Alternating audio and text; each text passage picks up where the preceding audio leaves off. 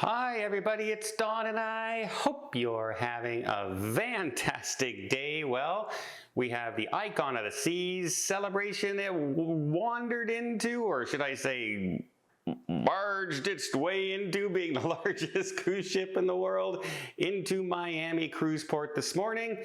A lot of people showed up to take a look, including the news and fellow onlookers and cruisers and just people of curiosity.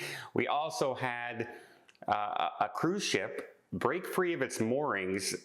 Unlike the last one that did, the Prima, when she broke free and was able to be put back, this one drifted right into a bunch of yachts in a yacht club and actually sunk some of the ships. And then we have a woman who's being called a Karen on her cruise because she was complaining about her neighbors on TikTok. And is she a Karen, or is she completely within her rights to complain?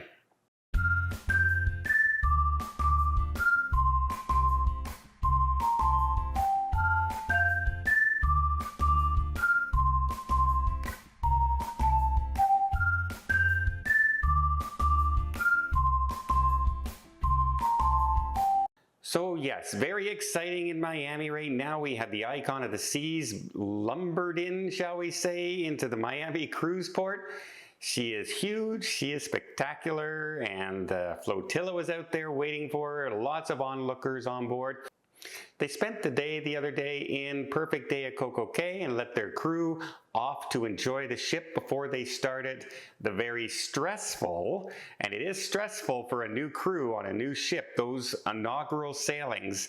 First of all, you have a lot of dignitaries on board, and you have a lot of news media on board, and just the usually, the top tier level people of the cruise line want to be on the inaugural sailings of those first ships. So her first day, she has a 3-day inaugural sailing, then they have another 3-day sailing, and that's the one where they'll have the celebration at the end, where they'll have a 2-day celebration, basically launching the ship, and then a 7-day. So the 7-day is the first one that people can book. The 3 days were invite-only inaugural sailings to get the word out, and I don't think they have to do too much advertising. I think the word's already out, and a lot of people are pretty excited about this ship.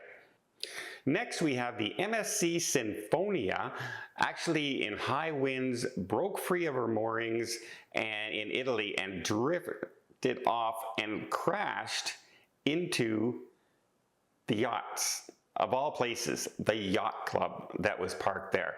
Now, a lot of them, when I think of a yacht, I'm thinking those giant, Jeff Bezos size yachts. But no, a lot of them are, sailboats, but really, really nice boats. Some of them run in the $400,000, $500,000, $600,000 range. And yeah, some of them were sunk by this ship as it lost control in the high winds. MSC is now working with the yacht club and officials there to assess the damage, check out the damage on their ship, and also the damage of how many ships that they actually caused damage to and sunk out there.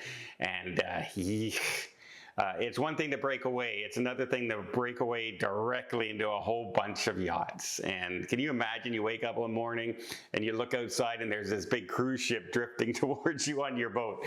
Yikes. Okay. Next, we have a lady who was on the Wonder of the Seas with 20 of her family members. They paid over $40,000 for these cruises. Her daughter was with her 2 young grandchildren. I think they're 1 and 6. And their neighbors apparently liked to party a lot, which meant they playing loud music in their stateroom all through the night, all hours of the night, and also smoking in their stateroom and on their balcony. And after 4 days of this and losing sleep and they were calling guest services pretty much every day because they know, first of all, smoking is definitely not allowed in your stateroom. There are places to smoke on a cruise ship. If you're a smoker, you need to go there. There are noise bylaws in your cruise contract saying you're not allowed to disturb other guests and boom boxes and things like that are not permitted. Well, some people sneak on things, you know, little portable radios and everything, but then they boom them as loud as they possibly can, or they have some speakers and they hook it up to their phone so you can play it that way. But you know, you can imagine how annoying it would be if you heard nothing but loud music at 2 a.m. in the morning from the room next door.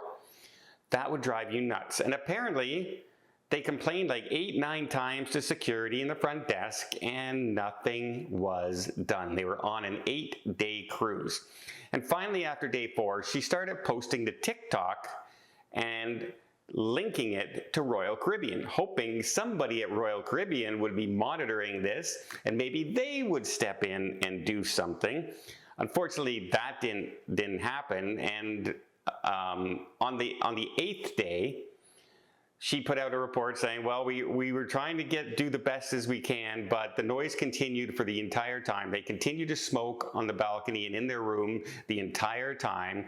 But then she says that, you know, guest services was really good because they gave her a free bottle of wine, and they gave her a free dinner for her, not the 20 people, just her.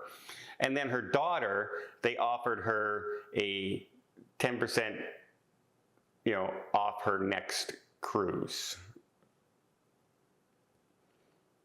Yeah. How about handling the situation to begin with? How about demanding they stop smoking in the room? And how about demanding they turn off the music in the next room? I've had this situation happen to me. If you remember, I had one of my videos there when I was in one of the most serene areas of the world, Glacier Bay, Alaska. Not only that, we then get to the glaciers, and we're trying to listen for the cracking, you know, the cracking of the glacier, which is a telltale sign that a piece is going to fall off. You're hoping to catch that on video. You're hoping to catch, you know, the glacier. And just listening to the glacier crack and echo off the mountains is great. My first time through here, we heard all kinds of huge booming cracks, parts of the glacier falling into the water. It was spectacular. It was beautiful. What did I hear? So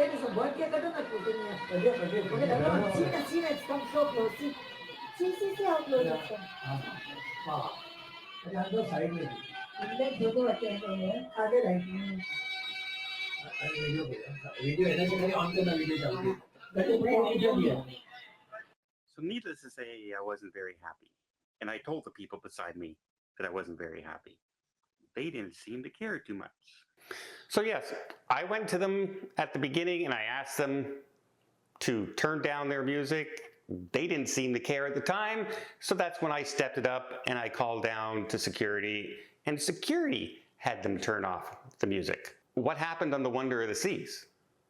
Why did they not stop these people? It's very easy to find out if they're playing music late in the night. You send your security up at 1 a.m. if they're, you know, or you have the guests call you down and say, yeah, they're playing the music now. Bring your people up and stand outside the door. If you can hear the music coming through the door into the hallway, then they're playing it too loud. It's as simple as that.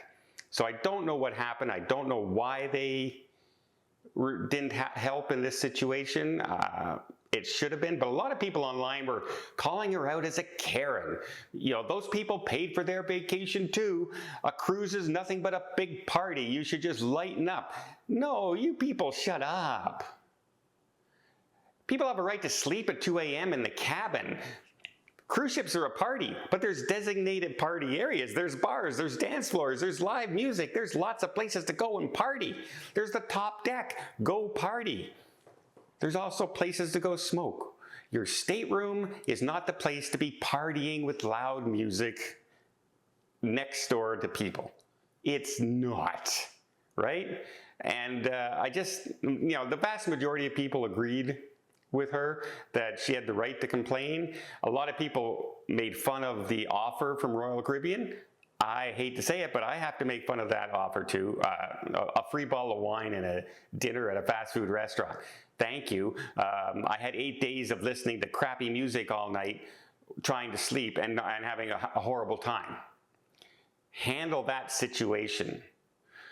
Cruise lines have got to start handling the situations in theaters with people talking and interrupting the show, etc. They got to start handling people who are making disturbances to other guests in their staterooms and breaking the rules. They have to start handling it. And if that means kicking a few of them off the ship, kick them off the ship, and maybe they will stop. Now, I don't mean first offense. You walk in, you say, hey, you're off the ship. Say, sorry, your music is disturbing other people. We also have been told that you've been smoking in this stateroom. If you're caught doing this again, you will be removed from the cabin. Fair warning. And then if it happens again, you kick them off. No exceptions. I don't expect to get exceptions for anything if I break a rule. Why should anybody else?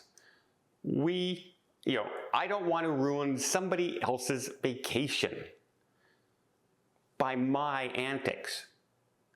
I am always aware of my situation, of my surroundings, and I think most people are. We want to have a good time, but we want to have a good time as a group and have fun. And if I'm disturbing other people, then I'm doing something wrong.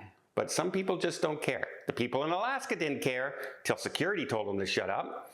Maybe security should have gone up here in this case, told them to shut up too. Well, let me know in the comments down below what you think. Do you think security needs to, hey, handle the situation before things happen? Because at some point, passengers are going to start taking things into their own hands, and they're going to be the ones getting banned from cruise ships for starting fights and stuff like that. That's what security is there for, to handle these situations so that doesn't happen.